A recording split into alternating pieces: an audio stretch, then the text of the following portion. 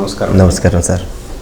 మహా న్యూస్లో పార్లమెంట్ అభ్యర్థులను పరిచయం చేసే కార్యక్రమంలో భాగంగా సార్ మీ నియోజకవర్గం నుంచి మిమ్మల్ని పరిచయం చేద్దామని మా కోరిక. ఓకే, మీరు సమయం ఇచ్చినందుకు ధన్యవాదాలు.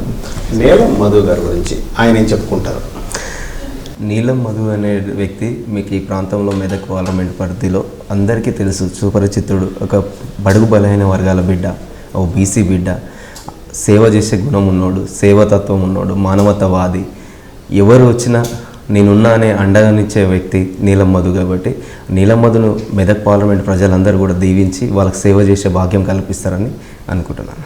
ఇప్పుడు నీలం మధు గారు, మీకు ఆ పేరు ఉంది, ఎవరి దగ్గరికి వెళ్ళినా కానీ సాయం చేస్తారు అంటే అందరికీ యాక్సెసిబుల్ అనేటువంటి ఒక పేరు ఉంది మీకు.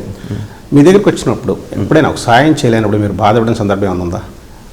అంటే బాధపడుతుంటే ఆయన చేయలేని పరిస్థితి ఉన్నా కానీ చేసేటట్టు ఆ భగవంతుడు నాకు అది కల్పియాలి, సేవ చేసేటట్టు, వాళ్ళకు సాయం చేసేటట్టు ఇంకా బలం ఇవ్వాలని అనుకుంటుంటాను. ఈ మెదక్ నియోజకవర్గం ఒక చాలా ప్రసిద్ధి చెందింది. అంటే ఇందిరాగాంధీ లాంటి నాయకురాలు పంపించింది. ఆ తర్వాత మళ్ళీ ఇక్కడ కాంగ్రెస్ గెలవటం అంటూ జరగల. దాన్ని మీరు ఎట్లా తిరగరాస్తారు? అంటే ఇందిరాగాంధీ గారు ఇక్కడ నుంచి ఒక ఆడబిడ్డ ఇక్కడ నుంచి పోటీ చేసి ఈ ప్రాంతం నుంచి ప్రధానమంత్రి అయిన వ్యక్తి ఇందిరాగాంధీ గారు. దాని తర్వాత కూడా ఇక్కడ ఒక సర్పంచ్ నుంచి పార్లమెంట్కి వెళ్ళిన వ్యక్తి బాగారెడ్డి గారు. బాగారెడ్డి గారి తర్వాత కాంగ్రెస్ పార్టీ 25 ఏళ్ళ నుంచి మెదక్ గడ్డ నుంచి గెలవలే, కానీ ఈరోజు గెలుస్తుంది. ఈరోజు ప్రజాప్రభుత్వం నడుస్తుంది, ప్రజాపాలన నడుస్తుంది. రేవంత్ అన్న నాయకత్వంలో స్వేచ్ఛ వచ్చిన ప్రభుత్వం ఉంది.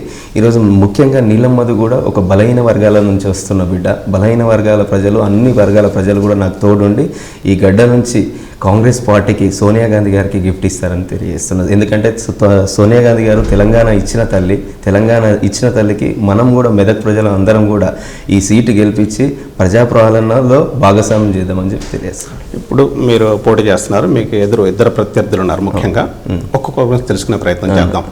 ఒకసారి బీఆర్ఎస్ అభ్యర్థి గురించి చెప్పండి. వెంకటరామరెడ్డి ఒక కలెక్టర్గా ఉండే, దాని తర్వాత ఎమ్మెల్సీగా ఉన్నాడు. ఇప్పుడు ప్రజెంట్గా ఎమ్మెల్సీ కూడా ఉన్నాడు.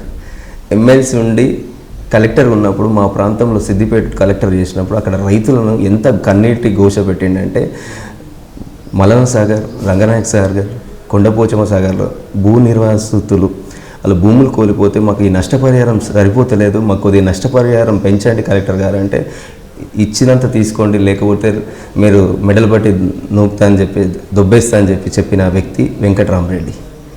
వాళ్ళ కష్టాలు చెప్పుకోనికి ఎవరి దగ్గరికి వస్తారండి? కలెక్టర్ గారి దగ్గరికి వస్తారు. కష్టాలు వినాలి కదా. మీరు ఎక్కడ పోతారో చెప్పుకోండి, మీకు దిక్కున్న చోట చెప్పుకోండి అని చెప్పి వాళ్ళని మెడల్ పెట్టి నూకేసిన వ్యక్తి అండి ఆయన. ఈరోజు చెప్తుండు, ఈరోజు నేను పార్లమెంట్ గెలిస్తే 100 కోట్లతోటి ట్రస్ట్ పెట్టి పేద విద్యార్థులకు చదివిపిస్తాను చెప్పి. మరి ఇప్పుడు ఎమ్మెల్సీ ఉన్నావు కదా, అంతకుముందు గతంలో కలెక్టర్గా చేసినావు కదా. ఇప్పుడు నువ్వు సేవ చేయాలని అనుకుంటే నీ ఎమ్మెల్సీకి వచ్చే జీతానైనా నీ వల్ల నష్టపోయిన రైతులకన్నా సాయం చేసేది ఉంటుంది కదా. వాళ్ళని చూడండి, ఒకసారి గజిబిల్లికి పోయి కనుక్కోండి, వాళ్ళ బాధలు చూడండి. వాళ్ళకు ఇక్కడ న్యాయం జరుగుతలేదని చెప్పి కోర్టుకు వెళ్తే, కోర్టుకు మేము ఆల్రెడీ ల్యాండ్ అలాట్మెంట్ చేసినామని చెప్పి వర్షం వస్తే మునిగిపోయే ప్లేస్లో ఒక డబ్బాలు, రేకుల డబ్బాలు కట్టించాను. ఎండ వస్తే ఎండకుండలేక వాళ్ళకి కిరాయి ఇంట్లో ఉండేటట్టు చేసాను. వాళ్ళ కన్నీళ్ళు తెలియడానికి వాళ్ళే చెప్తారు సమాధానం. మా సిద్దిపేట ప్రజలు అందరూ కూడా, సిద్దిపేట, గజ్వేల్, దుబాక ప్రజలందరూ కూడా వెంకటరామరెడ్డి గురించి అందరికీ తెలుసు. ఈసారి నీలం మధుకు ఓటేస్తాం. నీలం మధు మా పేదింట్లకి నుంచి వచ్చిండు, పేద కుటుంబం పుట్టి అంచెలంచెలుగా సేవ చేసుకుంటూ వస్తుండు. ఆ బిడ్డను కాపాడతామని చెప్పి ప్రజలందరూ కూడా తెలియజేస్తున్నాను. రెండో అభ్యర్థి రఘునందన్ రావు గారు, ఆయన గురించి చెప్పండి. రఘునందన్ రావు గురించి మీకు తెలుసు కదండి. ఆయన ఏంటంటే మాటకారితోటి ప్రజల్ని మభ్యపెట్టాలనుకుంటాడు. దుబాకలో ఎమ్మెల్యే గెలిచారు, ఉప ఎన్నికలో ఎమ్మెల్యే గెలిచాడు.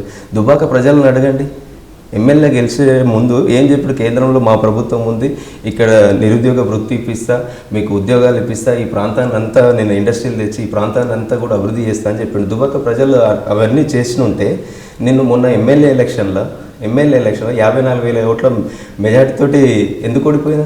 అక్కడే ఆయన ఏమన్నారంటే, ఒక బీసీ బిడ్డ ఇంకొక బీసీ బిడ్డను ఓడించారు అన్నారు ఆయన. బీసీ బిడ్డ అంటే నేను అక్కడ జరిగిన సంఘటన వేరన్న, నా విషయంలో జరిగిన విషయం వేరు. ఆ రోజు సంఘటన బీఆర్ఎస్ పార్టీ వాళ్ళు ముదిరాజ్ కమ్యూనిటీకి 60 లక్షల మంది ఉంటే ఒక్క టికెట్ ఇవ్వలేరండి. ఆ రోజు టికెట్ ఇవ్వకపోతే మాకు జరుగుతున్న అన్యాయం మీద పోరాటం చేస్తే టికెట్ ఇవ్వలేవు కాబట్టి నేను ఇక్కడ ఉన్న పడంచర్ ప్రజలకు, నా కాన్స్టిట్యూన్సీలో ఉన్న అన్ని వర్గాల ప్రజలకు ఒక మాట ఇచ్చిన. నేను నీలమ్మధు అనేటాయన నేను బ్యాలెట్లు ఉంటాను, నన్ను నమ్ముకున్న కార్యకర్తల గురించి ఈ ప్రజలకు నేను మాట ఇచ్చిన మాట మీద నిలబడతా అని చెప్పి నేను నీలమ్మధు ఒకటే స్టాండ్ మీద ఉన్నాడు. నేను నీలమ్మధు అనేటోడు బ్యాలెట్లు ఉంటా అని చెప్పిన. ఆ రోజు అదే బ్యాలెట్ మీద ఉన్న ఆ బ్యాలెట్లు ఉండడం వలన కదా ఈరోజు ఈ ఎంపీ అభ్యర్థిగా కూడా వచ్చినాయి.